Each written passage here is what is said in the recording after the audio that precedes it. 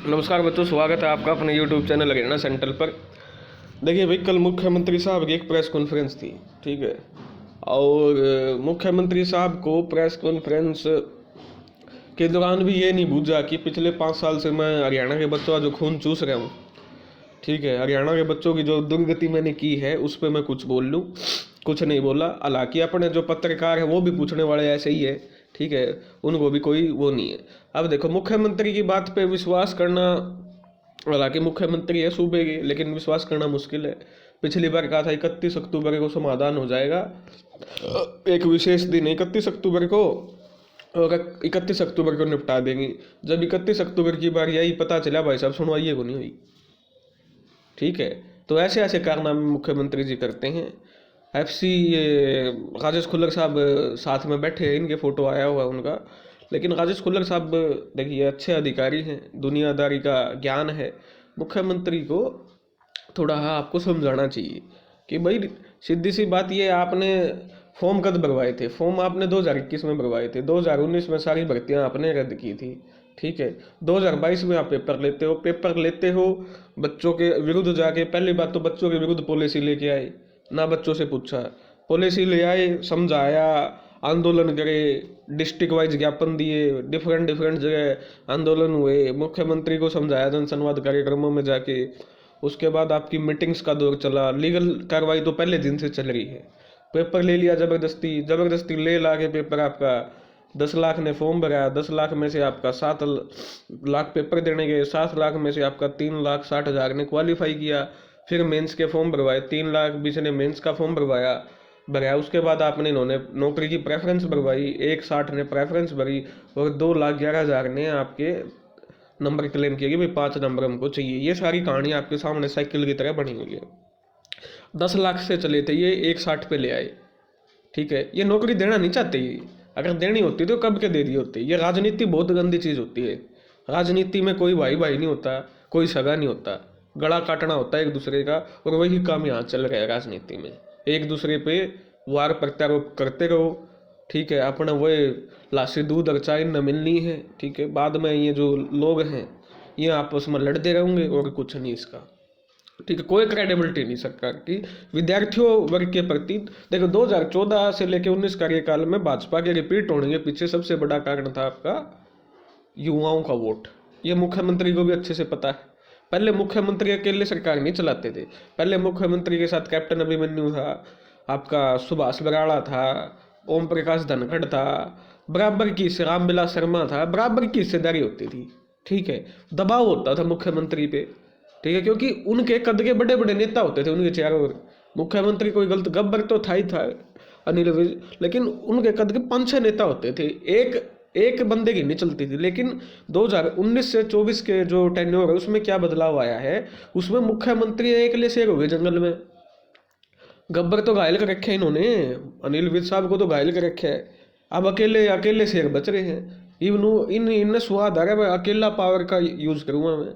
इसलिए मुख्यमंत्री किसी की मानते नहीं है, इतना जिदपन अपनाए हुए हैं। अपने चारों तरफ अपनी मर्जी के जो सेंटर से मंगा लेते हैं अधिकारी। जैसे कल एक अधिकारी मंगाया सेंटर से, विनय कुमार, सेंटर को बोलते हैं एफ सी, ये खुल्लर साहब आपके वर्ल्ड बैंक में थे, केंद्र में थे, बुला लिए उठा के यहाँ हरियाणा में, ठीक है।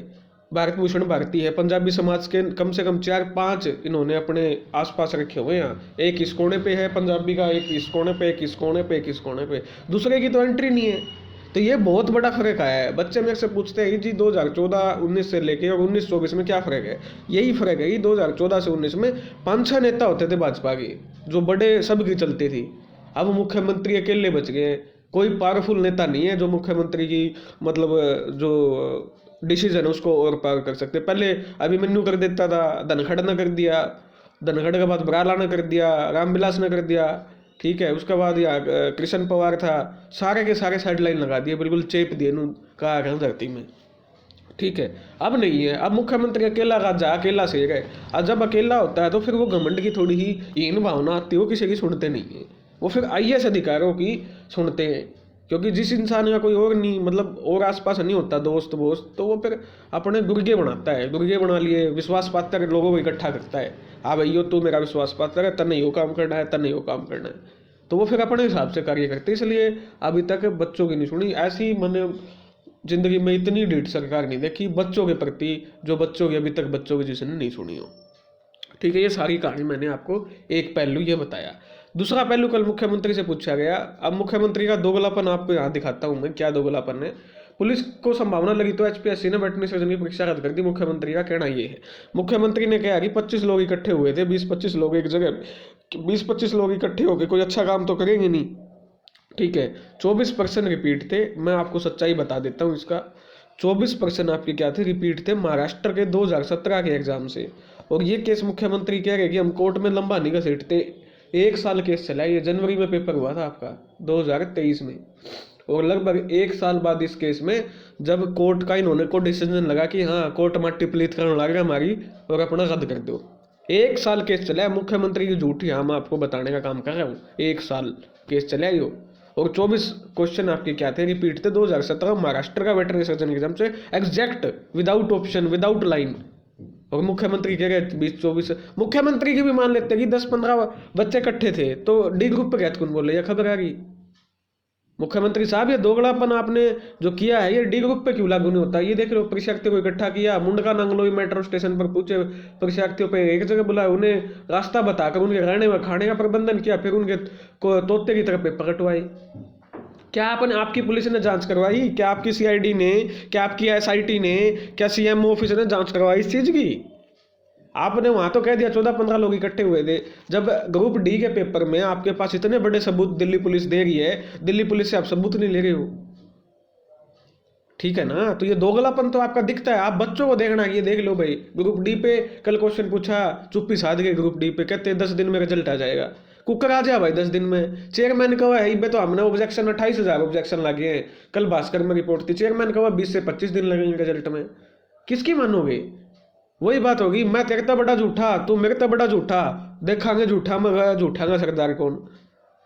किसकी मानोगे, मानोगे किसी की। तो एक कवा 20-25 दिन में रिजल्ट होगा, एक कवा है 1 सप्ताह में रिजल्ट होगा, मानोगे किसकी भाई, किसकी मानोगे। सारे झूठा के सरदार बने हुए हैं, एक दूसरे का कंपटीशन होगा, वो उसका बड़े झूठ बोल लगा, वो उसका बड़े झूठ बोल लगा। ठीक है, रिपीट। और 41 क्वेश्चन तो रिपीट आपके इसमें भी हो गए हैं 56 में, वहां कुछ नहीं बोलते मुख्यमंत्री, क्योंकि मैंने पहले भी बोला है ये बहुत बड़ी साजिश के तहत क्वेश्चन रिपीट हुए थे 56 में, बहुत बड़ी साजिश के तहत। पता है, हम सबको पता ही हरियाणा में किसको नौकरी मिलनी है। ठीक है ना। और मैं आपको 2 चीजें बता दी, कल एक एलपीए भी दायर हुई है अर्ली हियरिंग की। बिल्कुल भाई, अर्ली हियरिंग की एलपीए दायर हो चुकी है। अब ये जो बच्चे पूछ रहे हैं अर्ली हियरिंग में इन्होंने क्या एप्लीकेशन दी है, एप्लीकेशन में इन्होंने भाई स्पष्ट मना कर दिया कि हम क्वालिफाई सभी बच्चों को तो नहीं बिठाएंगे। इन्होंने कहा है कि हम ग्रुप के वाइज बिठाएंगे एप्लीकेशन में। ठीक है, थोड़ी सी बता देता हूँ, दिन में वीडियो बना दूंगा ग्रुप के लिए। ग्रुप में कहा इन्होंने कि हम ग्रुप वाइज बिठाएंगे, और जो ये 9 ग्रुप है इनमें हम सभी को बैठा रहे हैं। ठीक है, अब इसमें परमिशन मिलेगी या नहीं मिलेगी इस पर आपका डिपेंड करेगा जज और वकील की बहस पर। ठीक है, जज और वकील की बहस पर डिपेंड करेगा कि भाई जज और वकील में क्या बहस होती है, क्या तथ्य रखते हैं। जज पूछेगा दोनों पार्टी से, बताओ वे सहमत हो पेपर 9 ग्रुप का लेने दिया जाए। अगर दोनों पक्ष सहमत है तो बहस ही नहीं होगी। अगर एक पक्ष असहमत है उसके बाद बहस होगी, टाइम दिया जाएगा बहस का, और फिर आपकी बहस होगी। बहस में हमारी तो, मेरी तो यही है कि 64 ग्रुप की पूरी डिमांड होनी चाहिए कि भाई सारे बच्चे एग्जाम में बैठे, जज के सामने ये पक्ष रखना चाहिए। जब आप 9 ग्रुप में बैठा रहे हो तो फिर सारों में बैठाओ। ठीक है, बाकी मैं इस पर अभी लंबी वीडियो हो जाएगी, मैं करना नहीं चाहता हूँ। इस पर मैं एक आपकी वीडियो दोपहर तक लेके आऊँगा और अच्छे से समझाऊंगा आपको कि क्या परमिशन मिल सकती है या नहीं मिल सकती, कितने चांसेस परमिशन के मिलने के हैं, कितने चांसेस नहीं है। ठीक है, तो थोड़ा इंतज़ार करना 2-2:30 बजे तक का दोपहर का, तब तक ये आपकी वीडियो आ जाएगी। उसके अलावा वो मैंने बताया ही हुआ है आपको। एक तो हमारे पत्रकार बंधु पूछते नहीं है सवाल। पत्रकार पूछे हरियाणा के बारे बच्चों को 5 नंबर क्यों दे रहे हो, नहीं पूछा। 75% आरक्षण रद्द हो गया हरियाणा में, नहीं पूछा। ठीक है, बाहर के हरियाणा के बेटी तड़प रहे हैं 5 साल से नौकरी के लिए, नहीं पूछा। डोमिसाइल की लिमिट 15 साल से घटा के 5 साल किस खुशी में की, नहीं पूछा। ठीक है, हरियाणा बच्चा बाहर का फॉर्म नहीं भर सकता, और बाहर के आगे हरियाणा में कोई भी नौकरी लग रहा है, नहीं पूछा। एचसीएस में 5 हरियाणा जीके क्वेश्चन पूछते हैं, टॉपर राजस्थान का बनता है। राजस्थान का देने चले जाओ तो 100 नंबर का राजस्थान जीके का पेपर होता है। क्यों हरियाणा के कल्चर को मतलब ख़त्म करने पे तुले हो? ये सवाल पत्रकारों की जिम्मेदारी है। ये सवाल नहीं पूछते, और जब ये पूछते नहीं तो अखबारों में वो आते नहीं। तो ये जेन्युइन सवाल तो ये है ना, इन पे तो देखो इनके पास कोई जवाब नहीं होंगे। ठीक है, तो भाई डेडलॉक अड़ा हुआ है, पूरी मैं कहूँगा बुरी तरह विफल हुई है सरकार, पूरी तरह विफल। और घमंड इतना अपनी गलती मानने को तैयार नहीं है। ये देखो घमंड इतना, कह रहे कि नाक के नीचे से निकाल के भर्ती को ले जाएंगे, गलती होते हुए। साथ में ये भी कहते हैं कि हमको पता है उन्होंने कितनी गलतियां की हैं और गलतियां सुधारेंगे नहीं। ये और बोलते हैं गलतियां नहीं सुधारेंगे हम, चाहे तुम कुछ भी कर लो। चैलेंज देके कहते हैं कि इसी में भर्तियां निकाल के ले जाएंगे। तो भाई हमारी भी ईमानदार हरियाणा के युवाओं से यही अपील है, देखते हैं भाई कौन भर्ती निकाल के लेके जाएगा। ठीक है, ईमानदारी से हमारा तो एक ही मोटो है, एक ही दे है कि गरीब का बच्चा लगे। जो 10,000 रुपये फूक के अपना कोई सिरसा बैठा है, कोई सार बैठा है कमरा लेके, लाइब्रेरिया में पढ़े हैं, ना उन्हें रोटी खाने का टाइम है, ना सोने का टाइम है, कुछ मोबाइल ने बर्बाद कर रखे हैं, थोड़े बच्चे आपके बर्बाद हो रहे हैं। हरियाणा की जो डुलमुल रवैया है, ठीक है ना, तो ये सारी चीज़ें ये नहीं बोलेंगे क्योंकि इनको राजनीति है, इनको तो राजनीति से मतलब है। इनको घर पार किसका घर में क्या हो गया, किसका घर में माँ बाप बीमार हैं, माँ बाप किस कंडीशन में पेपर दिया, इनको कोई मतलब नहीं है, कोई सहानुभूति नहीं है इनको किसी भी प्रकार की। और सबको पता है 3 दिसंबर को नतीजे आएंगे, जजपा से गठबंधन टूटना ही टूटना है। क्योंकि मुद्दा सारा क्या है, 30% जो आपके जाट वोट का है, Jat vote maximum Jat vote जाने का है।